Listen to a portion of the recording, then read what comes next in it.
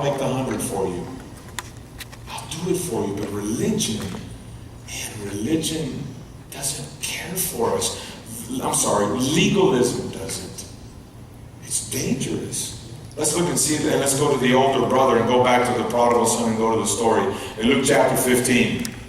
Meanwhile, this is the older son. This is after the younger son has come over. Meanwhile, the older son was in the fields working. When he returned home, he heard music, because you remember there was a party because the younger son came back. He heard music, and he's going to hell. No, dancing in the house. I'm just kidding. Look at verse 26. And he asked one of the servants what was going on. Look at the response. Your brother is back. Oh, my brother. Your brother is back, he was told, and your father has killed the fattest calf. We're celebrating because of his safe return. Look at verse 28. The older brother was what? Angry. He was angry. He wasn't happy that his dad was happy. He wasn't happy that the brother who wasted all the money is back home. He was angry. And this is the most amazing part of this. The Bible says that the older brother, he wasn't going to go in. Now, I know this about brothers. I have a brother. And I know this because I see my 4 sons, and they have their brothers. They're always picking on each other. The other 3 hate it when one gets more success than the other ones. That's just how boys are. I don't know why. But he wouldn't go in. Because he thinks the party is his. He thinks, hey, I should have the party. He thinks, hey, that party is owed to me. That is my right. I'm the one that does right. He's the one that does wrong. He should go to hell. I should go to heaven. He should stay over in jail. Send him to jail. I'm the one who should have this party.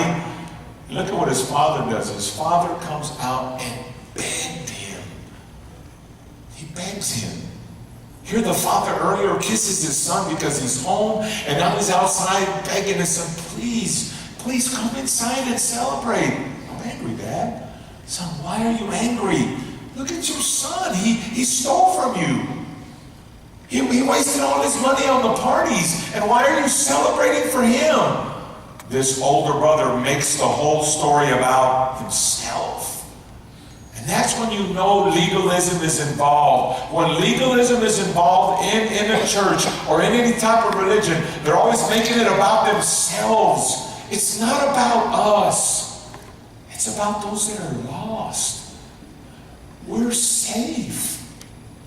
If we've given our life to Christ, we're going to heaven. So what do? Do we just sit down and hope everybody else goes? Our job is to rescue those that are lost. And it kills me when I see people that don't do anything.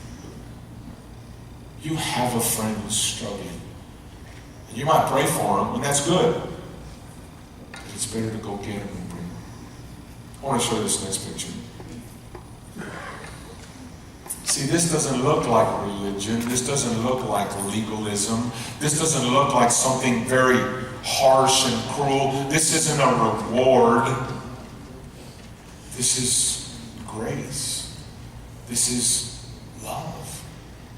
What rescues us? What rescues that person who's dying? If I go up to a person and I judge them, and I tell them, look, and I just pick on them, I never let them experience the love of God.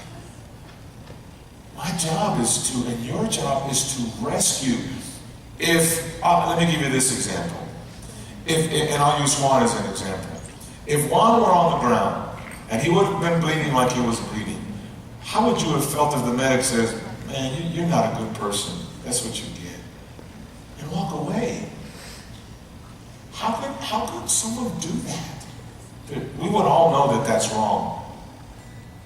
But we should never, ever come to church and love Jesus and see someone who's in a cocaine addict or who's in sexual immorality or some girl who's pregnant. Look, I'll tell you this. I've had a girl come up here, and she came up to me, and her parents were behind her.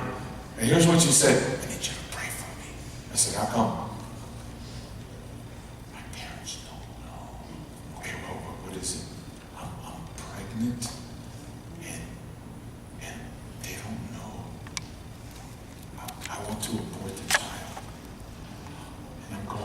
At that moment, I have a huge responsibility. She's just opened her heart. She's in the kill zone. She's in danger. If I would have told her at that moment something horrible and something, what do you think you're doing? Why are you doing that? You need to tell your parents. What's wrong with you? What are you doing?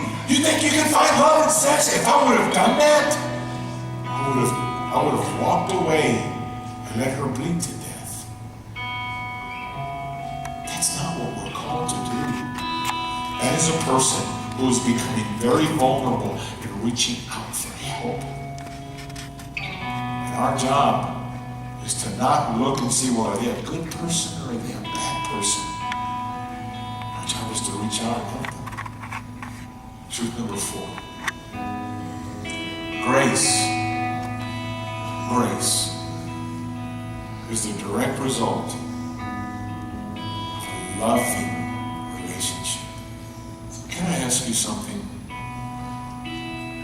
Do you have that loving relationship with God?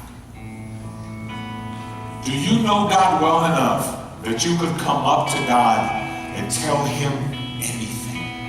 And tell him your deepest, darkest secrets and your deepest, darkest emotions and your deepest, darkest thoughts. And do you feel comfortable enough that you could come up to God and tell God, God, this is what I am doing? If you have a loving God, which you do, you can tell him anything. And he'll forgive you. Grace is receiving what you don't deserve. I do not deserve heaven. I don't deserve it. I'm not a good man. I am a sinner. I am saved by grace.